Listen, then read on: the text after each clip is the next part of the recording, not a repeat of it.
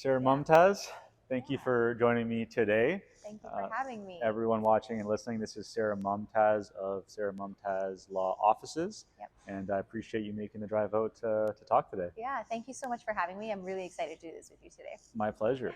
We have a very exciting topic to discuss. At least for us, it's exciting. I Yeah. definitely love talking about it. It's a good way to spend your Saturday afternoon For talking about sure, this. talking Yeah. about multiple wills, right? What That's a great. better Yeah. way when it's 35 outside to be talking about multiple wills. Yeah. But it's a very important topic. It's something that some people know a bit about. Some people have never heard of having two wills. It seems kind of strange to them. Yeah. So I wanted to dive into kind of everything about multiple wills. Yeah. So one of them, I would say, first of all, one of the most common misconceptions that I get with multiple wills is people assume that you only need a multiple will if you're wealthy, if you've got a corporation, something like that.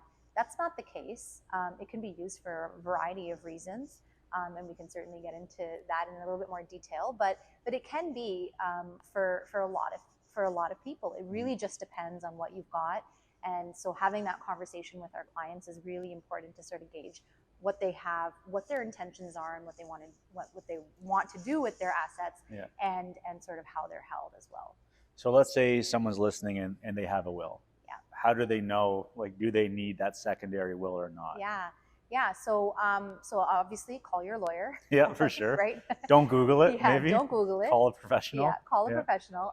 But some of the most common reasons we see someone want a secondary will is if they've got shares in a corporation. So if they do have a corporation, depending on the value of the corporation, this is where we would really do that cost benefit analysis with our clients to confirm whether this is really the best option for them. Okay.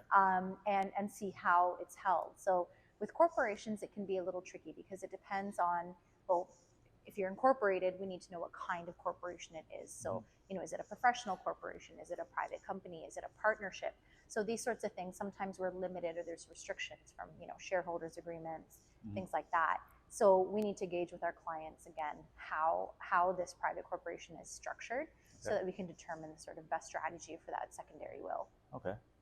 Another option for clients for a secondary will is something we call a first dealings exemption. So typically, so let me back up. So real estate in Canada, there's a land title system, but there was a registry system before that. The registry system was that paper system where people would go to the actual land registry office and exchange the deed and then all that, transfer the deed. Now we're in the land title system. So there are some properties that are still caught in the system. And so those properties have been given a special designation, and that special designation actually allows for that property to bypass the probate system, or process rather. So if your property falls into that category, again, this is something that your lawyer can look up for you and determine whether your property qualifies, but that property will only be bypassing that probate process if you have a secondary will. So it'd be very important for you to figure out how your properties are held. Okay.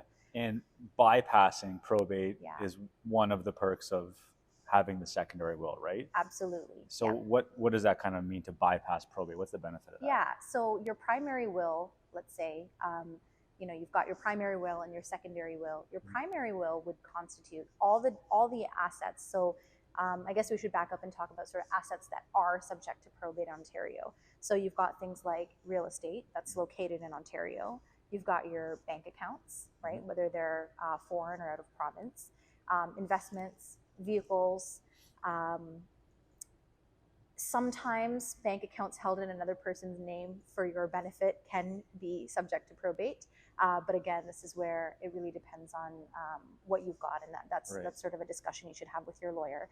And then there's assets that don't fall under or not subject to probate in Ontario. So that would be like the first dealings property we just talked about, right? Assets that were held jointly, and again, there are some exceptions to this as well, as is with most things. The CPP death benefit. And then things like your RRSPs, your RIFs, TFSAs, so long as they have that beneficiary designation or the beneficiary declarations. So, and there are others, but for the sake of this conversation, I think we'll keep it at that. But those sorts of things fall outside of probate.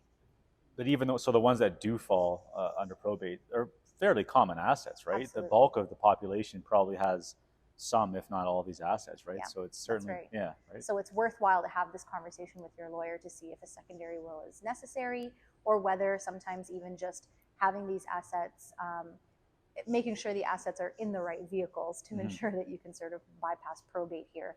And I say bypass, but really it's probably not the right word. But you are sort of saving about 1.5%, right, in Mhm. taxes, these estate taxes, And that's or the probate fee. And they taxes. recently changed the rule, I think in 2020. It was below 50,000. There was a small administration fee, I believe. Correct. And now what? There's no So the first fee, 50,000, correct? no fee, and everything Yeah. above 50,000 is Subject to about 1.5. 1.5%. Yeah. Okay. Yeah, that's how it works out. So that's really what they're saving is. Yeah. So I mean, even on, I mean, especially with the business owners, if they have a corporation worth millions of dollars, you're looking at give or take about $15,000 Yeah. per million, Yeah, right? absolutely. Yeah. So I actually had an example in mind. So I'll kind of skip to that. Okay, so I had an example in mind, Sure. and that's if you look at, for example, an older, let's say a couple that lives in Toronto, with an older house purchase, Okay. right? So let's say her name is Kelly. Kelly's in her 80s. She purchased a Toronto home in the 50s, right? Her home was valued currently at 1.6 million. And that's pretty reasonable for Toronto these days if you have Yeah. a detached property. For sure. And it's her biggest asset, right? She also has some minor savings. So her lawyer then discovers that her property is a land titles conversion qualified property. So that's that exemption for probate, and it qualifies for that first dealings exemption. So what this means for Kelly is that her property won't be subject to the probate taxes when she dies. So this said, only if she's got that secondary will in place. Okay. Right?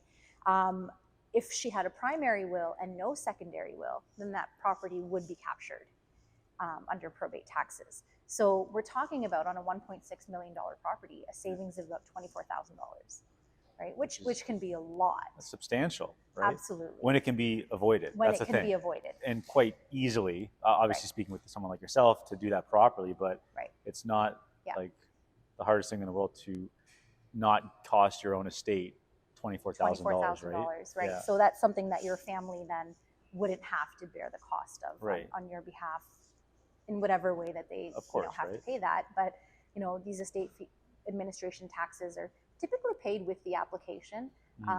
There are rules and ways that we can sort of accommodate if that's not possible, but typically it is paid with the application. So it can be a large burden on the family if they don't have this in place. So, and like where could that money come from? Like typically some asset within the estate, as long as it's liquid, right? Yeah. And in this example, we said this is, let's say it's her only asset. Yeah. And it's not unheard of that, the real estate being the only asset, and maybe some minor, savings or minor bank accounts and that sort of thing. But oftentimes, if that's the case and there's not money that's sufficient to cover the cost of the probate taxes for such a large or expensive property, then yes, the family is really scratching their heads, and it's unfortunate because they're in a time of mourning, and it's difficult to then have this additional stress. So proper estate planning can avoid all of that. It's the last thing you want to put your family through due to whether it's poor planning or lack of education, because a lot of people don't even realize they need that. But whatever the reason is, now you're mourning the loss of a family member, but now you're short 24, 40, like 100. It could be. It's a substantial number, right? It's a substantial amount. Yeah. That's right. Yeah. Okay. So I mean, you really do have quite a bit of savings there if you have the secondary will in place. Right. So that's the example with the first dealings. These days, actually, I was at a program not that long ago, and another lawyer had brought this up, and in her presentation, and it really sat with me because I thought, yeah, I mean, a lot of, I think, especially millennials probably fall into this, but a lot of personal effects can go into a secondary will, and therefore not be subject to probate. Things like shoe collections, and things like that. We used to really talk about things like art collections and that sort of thing, which absolutely is still relevant and is substantial. But yeah, I mean, a lot of millennials are spending their money on a lot of these hobby related items that they have collections of, and yes, a secondary will could be very useful to really shelter a lot of those assets from probate. And that could be an expensive purse, Absolutely. a watch, Rolex, or any type for that Right. matter. Yeah. So, is there like an approximate value of these assets where it would make sense to create that secondary will? Like if the purse Yeah. is worth 15, 20 grand, the Yeah. watch is 30, 40, 50, 100. Yeah. Yeah. Yeah. I mean, this is where that conversation with your lawyer is really important to sort of weigh the cost and benefit. But a secondary will, I mean, once you're already in the estate planning process and you're drafting your primary will, and I can't speak for every lawyer, but it isn't much more expensive to then add that secondary will. Okay. It's a small fraction to pay if you're going to have $15,000 worth of purses, or maybe one purse if you've got a For sure. you've got a Birkin bag at home. Maybe you Yeah. want a secondary will. So if you, that's such a funny thing to say, right? Yeah. Birkin bag, secondary will, right? Like who would have Yeah. thought they actually are quite well connected. So if someone does have one will, they could speak with someone like yourself, and you could do the secondary will. You don't have to do both at the same time, and you're not forced to redo necessarily the first one, Well, unless maybe it yeah. makes sense to do so. So the thing is, the wills do have to communicate with one another. So the Okay. primary will and the secondary will do have to have some sort of communication with each other, meaning that the drafter, which being your lawyer, has to draft them in such a way that they don't revoke each other. Okay. So it is really important that you have them done at the same time and that they refer to one another. So you can't just simply add another will. It does involve an entire sort of estate planning process. Okay. That includes updating, if you already have your primary will or your a will rather in place, right. It includes now naming that your primary will to refer to the secondary will. Okay, but I guess updating your will is something that should be done anyways, right? So it's Absolutely. not the end of the world to have to revisit it if you've had kids, new assets, like life circumstances have That's changed, right? Yeah. So I always say, and every lawyer is different on this, but I always say every 3 to 4 years you should be looking at your wills and seeing whether they need an update. So sometimes it's there's a death of someone that's named in the will. Sometimes it's because there's a subsequent marriage or divorce that changes the way that you've decided to structure the will. Maybe the kids are no longer younger, they're not minors anymore, and now you've decided to maybe name them as estate trustees or change the way that you've distributed your assets in your will. Those sorts of things definitely trigger a call to your lawyer to say, hey, let's look at the will. But in general, I think that you should take a look at it and really take a look at your assets and see where you're at. Okay. And whether it requires updating your will. Right. Interesting. Yeah. Okay. So I mean that's definitely one of the new interesting areas with the personal assets.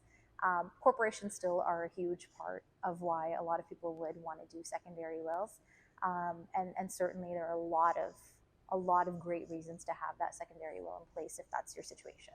Do you find most people who don't have the secondary will, it's because they just don't know the perks of it, have never been introduced to the idea of it? So when they did their will, either the lawyer didn't ask, or maybe they didn't have that company, so there was no need to look at it? Yeah. So I think it's a combination. Sometimes, you've got your corporation, but you're just starting out, right? Maybe you bought your house and you've thought, okay, I need to do my will because now I have an asset that I'd like to protect. And so you've got your wills done, and maybe you were just starting a business at the time, and you're thinking, it's really not generating enough income to really validate putting a secondary will plan in place. And that certainly makes sense, but businesses grow, and as they grow, absolutely, that changes the circumstances for your estate planning as well. It's a good problem to have, because I'm sure it's a good problem to have. That asset's worth quite a bit, so that's right. It's kind of a no-brainer. Absolutely. So that sort of thing happens. I find with some of my younger clients, especially professional clients, doctors or lawyers or that sort of thing who've opened their own practices, they understand that they'll require a secondary will. Or maybe they don't, but they definitely do. And then there's a lot of considerations that they need to have, thought about, and plans that need to be put in place with the assistance of your lawyer to ensure that those assets are well protected and that your practice can continue, that your patients or your clients are taken care of after your death. So that's a really a good, if you're in any of those fields, you should have a secondary will in place. And does this change anything from the executor standpoint on dealing with it? Like, obviously you should tell your executor, hey, there's 2 wills, make sure you have the second one. Yeah. Yeah, like how does that work with the executor adding the second one? Yeah, for professionals, you mean? For professionals or just the average person? Yeah. So if let's say you've got a corporation, you really should canvas with your executor whether they're going to be carrying on the business, what the plans are. So this is really a good conversation to have with your client with regard to what the intention is. For the corporation, let's say after death. So is it going to be liquidated? Is it going to be wound up? Is it going to be sold to a third party? Is it going to be a family business that sort of carries on? And then based on those answers, it'll give you a better idea of who the estate trustee will be. Okay. Sometimes there are restrictions, so shareholders agreements, depending on how some of these shareholders agreements are drafted, there may be restrictions on that estate planning. So the lawyer does have to review all of those documents to ensure that the estate planning that you intend to have actually is something that's able to be done. And then with professional designations, sometimes there are professional bylaws and that in place. So if you're a doctor, going back to that example, and your sister is your estate trustee, she can't carry on. She's not automatically a doctor by default. She's not, yeah, it's not a loophole to becoming a doctor. To become a doctor. Too bad, but yeah. That's right. Yeah. So certainly there are a lot of things that need to be discussed with your lawyer to ensure that you've got the right people appointed based on your intentions and sometimes based on the restrictions that are in place as well. Right. And to kind of piggyback off that, like talking about corporations and the value and it just, sometimes exploding kind of overnight, so to speak, there's the estate administration taxes. And then there's more taxes than that. Absolutely. Like people just think they've kind of, curved probate fees, but there still could be massive capital gains taxes when your company was worth essentially zero and now it's worth $5, $10, $100 million. Exactly. And there's a multi-million-dollar tax bill on the value of your shares. That's right. There's assets in the corp that may have to be liquidated, like real estate and things like that, stock portfolios.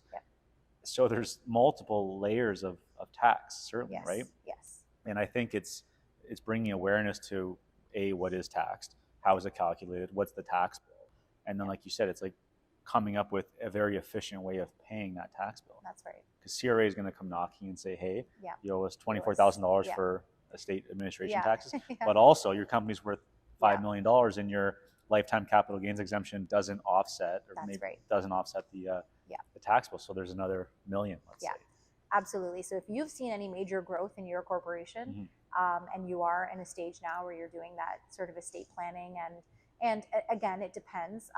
Typically, lawyers will work very closely with the accountants, tax lawyers, corporate lawyers, to ensure whether is an estate freeze relevant or necessary for your situation.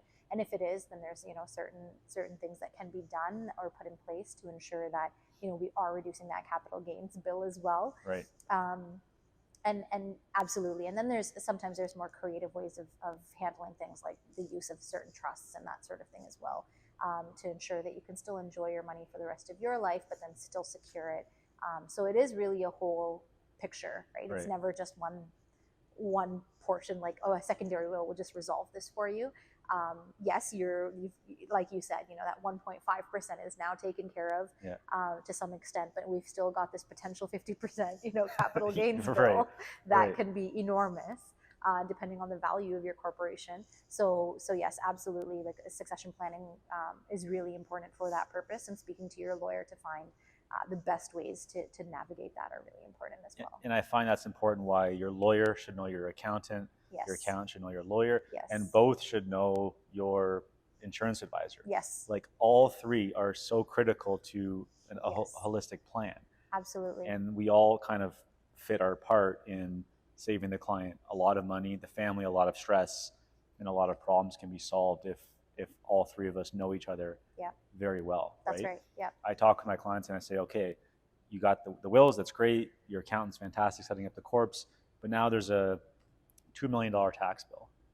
How are you going to pay for that? Yeah, that's right. And you have to ask the client that, because a lot of times they're not even aware there's a huge tax bill, but then it's like, how are we going to come up with this money? That's right. And there's very poor ways of doing so, relying on things like registered accounts and RIFs and RSPs, which is a brutal way to do it, but it's costing you twice as much because it's fully taxable. People who have, big real estate portfolios, typically they don't want to be forced to sell To liquidate. a Yep. huge chunk of it to keep the rest. Yep. They haven't worked their whole life to build up this real estate empire just for their family to have to be forced to fire sale all these properties because the liquidity isn't there in the estate to pay That's right. a multi-million-dollar tax bill. And they, even if they had cash, if they had $2 million in cash Yep. to pay $2 million tax bill, I still say, listen, that's a very expensive way of solving this problem because you only need this money the moment you pass away. Yep. This isn't a living tax bill. Yep. It's triggered essentially deemed disposition. Everything's kind of Absolutely. on death. So Yep. that's where the life insurance comes in. Where Yes. if you need $2 million if you need $2 million to pay for the tax bill, well, the cost of buying a $2 million life insurance policy isn't going to be nearly $2 million. It's going to be a fraction Absolutely. of that. Yep. And you're going to put in a bit today to get a Yep. huge multiple when you really need it down the road. Yep. So if you put in even a third of that, let's just say, so you're putting in, roughly 600, 700K into a tax exempt whole life insurance policy, and that's spread out over, 5-10 years, whatever, you're still saving the difference. So if you had $2 million in cash, I would say, Sarah, why don't we put a third of this aside, slowly drip it into a policy, keep the rest, spend it during your lifetime, go spend 1.3 million on your family and trips and vacations. And then what you put into the policy is still sitting there in cash value that you can use your whole lifetime. So it's not like car insurance where it's money out the door until you get in a car accident. Right. You can't call the insurance company and say, hey, I want my money back. That's right. This is different where, it's life insurance, but there's different types of insurance. But this one in particular, whole life, it's a bit of an open door policy where the money is sitting there and you should use it during your lifetime. Yep. So people say, oh my gosh, I don't want to put in, that example, $600,000 into a life insurance. Are you crazy? Yeah.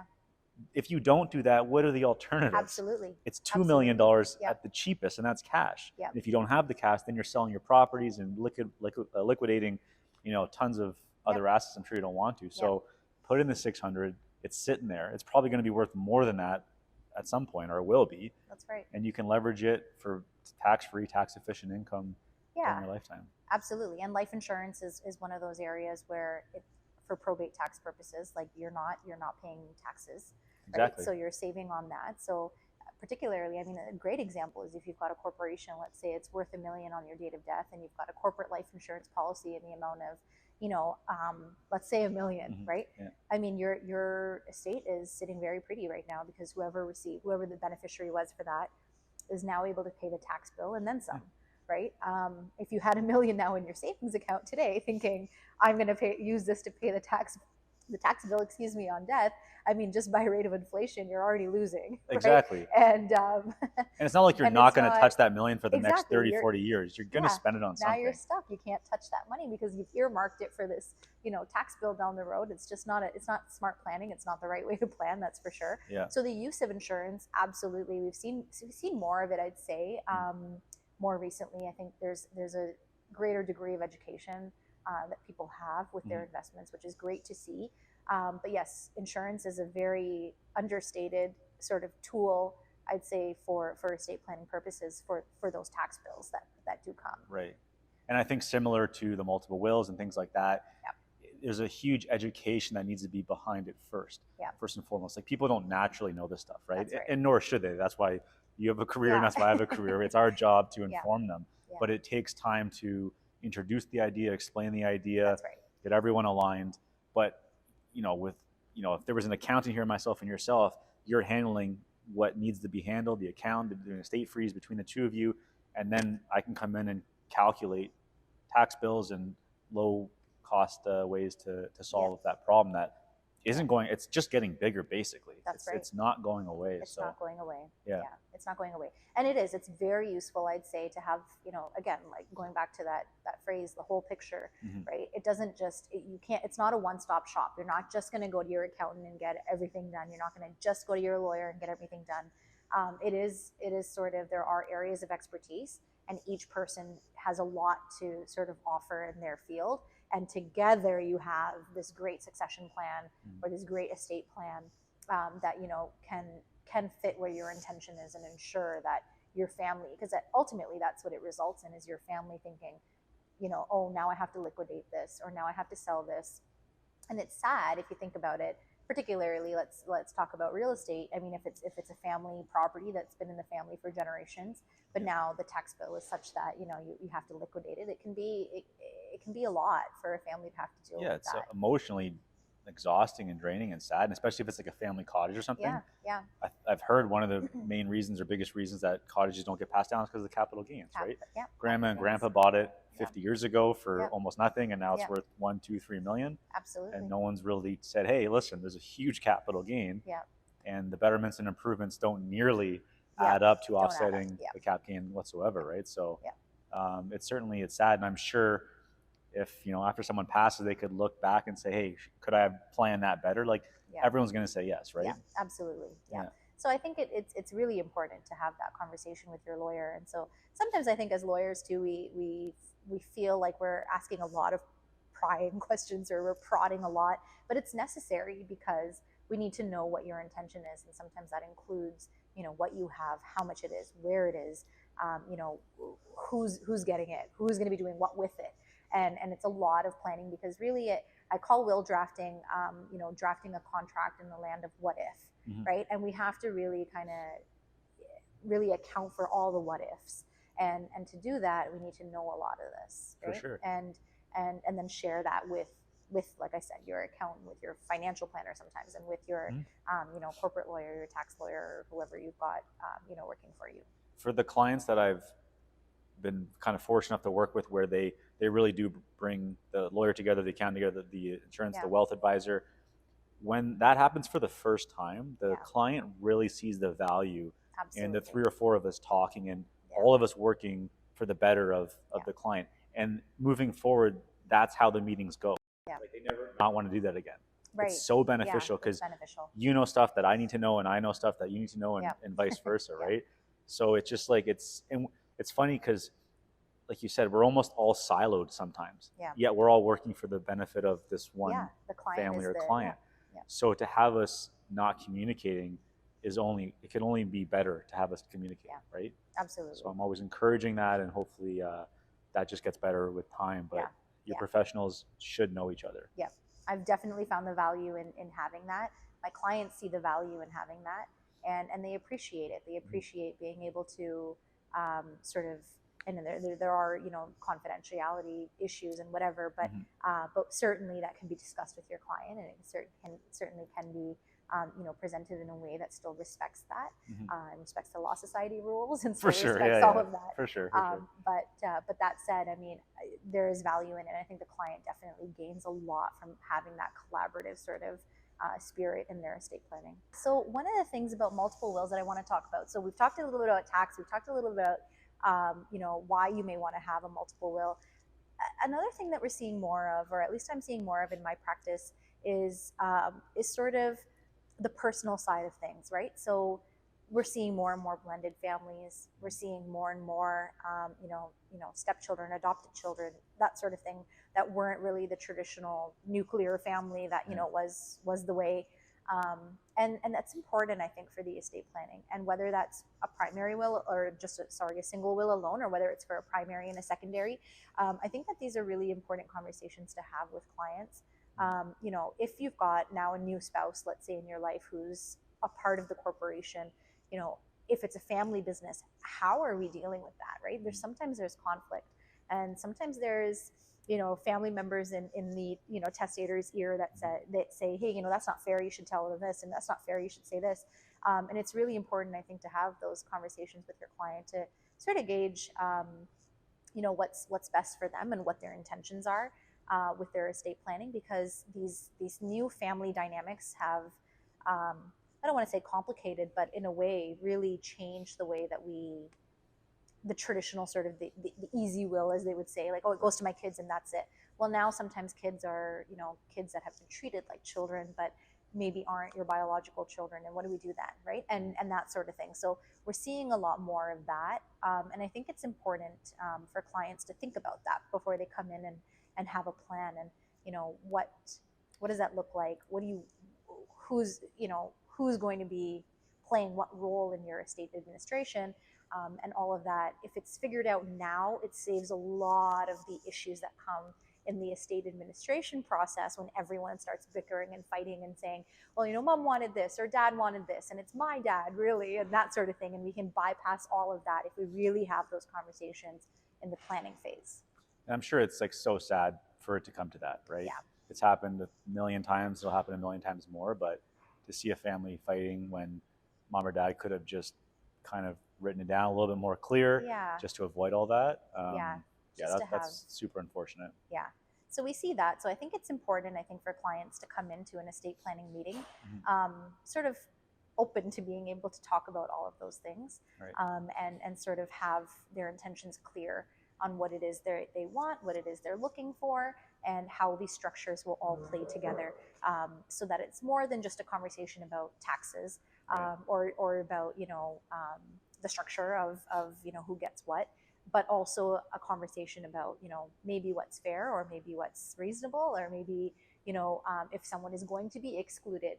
Like, I think it's fantastic that we put that in the will itself and say, here's a testament saying, I don't want this particular person in my will for this and this reason. It saves you from the litigation down the road, on behalf of your estate, which again is paid by your estate. So it's just depleting assets later. So it saves your estate later if you just take care of it now. Right.